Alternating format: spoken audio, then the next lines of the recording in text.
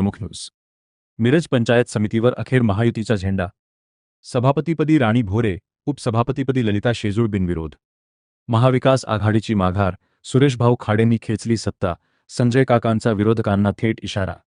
मिरज पंचायत समितीच्या सत्ता संघर्षाचा आज अखेर निकाल लागला असून पंचायत समितीवर महायुतीने आपली सत्ता प्रस्थापित केली आहे.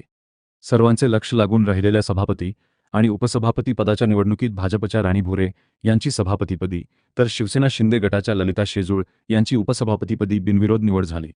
विशेष म्हणजे महाविकास आघाडीच्या एकाही सदस्याने सभापती किंवा उपसभापती पदासाठी उमेदवारी अर्ज दाखल केला नाही. त्यामुळे निवडणूक प्रक्रिया पूर्ण होताच महायुतीच्या उमेदवारांची बिनविरोध निवड जाहीर करण्यात आली. महायुतीने गाठला मॅजिक फिगर. मिरज पंचायत समितीमध्ये भाजपचे 10, शिवसेना शिंदे गटाचे 2 आणि राष्ट्रवादी अजित पवार गटाचे 3 सदस्य, तर राष्ट्रवादी शरद पवार गटाचे 4 आणि काँग्रेसचे 3 सदस्य अशी पक्षीय ताकद आहे. एकूण संख्याबळात महायुतीने 14 सदस्यांचा आकडा गाठत सत्ता आपल्या ताब्यात घेतली. गेल्या सत्तास्थापनेवेळी महाविकास आघाडीने महायुतीतील घटक पक्षांना सोबत घेत भाजपला सत्तेपासून दूर ठेवले होते. मात्र यावेळी माजी पालकमंत्री आमदार सुरेशभाऊ खाडे यांनी राजकीय समीकरणे बदलत राष्ट्रवादी, अजित पवार गट आणि शिवसेना शिंदे गटाच्या सदस्यांना सोबत घेत महायुतीचा मॅजिक फिगर गाठला. विशेष म्हणजे गेल्या वेळी महाविकास आघाडीने उपसभापतीपदाची जबाबदारी दिलेल्या ललिता शेजूळ यांनाच महायुतीने पुन्हा उपसभापतीपदाची संधी दिली आहे. महायुतीचे नेते निर्जेत थिया देऊन या संपूर्ण सत्ता संघर्षात महायुतीचे नेते निवडणूक प्रक्रिया पूर्ण होईपर्यंत मिरजेत ठाण मांडून होते. मात्र महाविकास आघाडीचे नेते आणि सदस्य निवडणुकीपासून दूर राहिल्याचे चित्र पाहायला मिळाले. बिनविरोध निवड जाहीर होताच आमदार सुरेशभाऊ खाडे, माजी खासदार संजय काका पाटील आणि निशिकांतदादा पाटील यांनी नूतन सभापती राणी भोरे आणि उपसभापती ललिता शेजूळ यांचे अभिनंदन करून पुढील वाटचालीस शुभेच्छा दिल्या. यावेळी बजरंगभाऊ पाटील, डॉक्टर महेशकुमार कांबळे, बेडचे लोकनियुक्त सरपंच उमेश पाटील, तानाजी पाटील, काकासाहेब धामणे यांच्यासह महायुतीचे पदाधिकारी आणि कार्यकर्ते मोठ्या संख्येने उपस्थित होते. संजय काकांचा विरोधकांना थेट टोला. दरम्यान या सत्तांतरानंतर माजी खासदार संजय काका पाटील यांनी विरोधकांवर जोरदार निशाणा साधला. आमच्या नेत्यांचा बाप काढण्यापर्यंत ज्यांची मजल गेली त्यांना आम्ही उत्तर दिलं आहे. ज्याला घोड्यावर बसवता येतं त्याला खाली खेचताही येतं. ही हिंमत आमच्यात आहे, असा थेट टोला संजय काका पाटील यांनी लगावला. त्यांच्या या वक्तव्यामुळे मिरज पंचायत समितीतील राजकीय संघर्षाला आणखी धार आली आहे. आणखी 2 सदस्यांची साथ मिळणार. दरम्यान महायुतीकडे सध्या 14 सदस्यांचे संख्याबळ असून आणखी 2 सदस्य महायुतीसोबत येण्याचे संकेत दिले जात आहेत. त्यामुळे पंचायत समितीतील महायुतीची ताकद 16 सदस्यांपर्यंत पोहोचण्याची शक्यता व्यक्त केली जात आहे.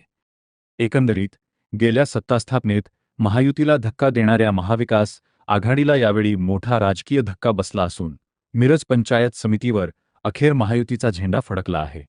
घर प्रमुख न्यूज. मिरजच्या राजकारणातील प्रत्येक घडामोडीवर आमची नजर. सभापती आणि उपसभापतीच्या निवडीच्या निमित्तानं या सर्व सदस्यांनी दाखवून दिलं की सत्ता कशी तर काठावर आली होती, पण आमचे सहकारी, आमदार, मंत्री यांच्या बापापर्यंत पोचण्याची भूमिका ज्यावेळी त्यांनी केली त्या दिवशी आम्ही ठरवलं की ज्याला घोड्यावर बसवायला येतं त्या दिवशी त्याला खालीही घेता येतं. ते आजच्या निवडणुकीतून तुम्हाला दिसून आलं. इलेक्शनला फॉर्म भरण्याचं धाडस सुद्धा त्यांना झालं नाही, कारण अजून 2 सदस्य आमच्याबरोबर हात वर करायला राहिले असते. 4 सदस्यांची भूमिका आमच्याबरोबर येण्याची झाली आणि मग या सगळ्या प्रक्रियेतून बूंद से गई व हौद से नहीं आती म्हणून या पद्धतीने त्यांनी या ठिकाणी बहिष्कार घालण्याचं काम केलं. या भूमिका त्यांनी समजून घ्यायला पाहिजेत की मिरज तालुक्याचा विकास हा महत्त्वाचा होता. इथं येऊन कोणाला तरी शिवीगाळ करणं, दमबाजी करणं किंवा आमचे आमदार शेड्यूल कास्टचे आहेत म्हणून जर अशा पद्धतीच्या भूमिका कोण करणार असेल तरी आम्ही सहन करणार नाही, हे या निमित्तानं पुन्हा त्यांना दाखवून दिलेलं आहे. त्याच्या पंचायत समितीच्या सभापती उपसभापतीची निवडणूक पार पडते. मागल्या वेळी जो विषय सगळा घडला तो कसा घडला, काय घडला, काही स्वयंघोषित नेते तयार झाले. त्यांनी मी हे असं केलं, पण आज त्याचं प्रत्यक्षिका दाखवताना वेळ आली.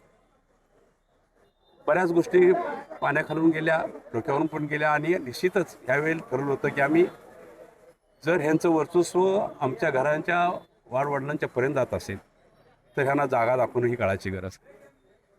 आज महायुतीचे सर्व नेते एका जुटीनं कामाला लागलो आणि आज त्यांना अर्ज भरायलाही त्यांना वाव दिला नाही. आता सांगायचं आम्ही बहिष्कार केला, आम्ही हे केलं, पण म्हणतात ना नाचता येणं अंगण वाकडं, असा प्रकार त्यांचा झाला. अर्ज भरायचा होता तुम्ही ना, अर्ज भरायला काय चालतं मला नाही म्हणते काय, लोकशाही राज्यामध्ये आपण अर्ज भरू शकतो.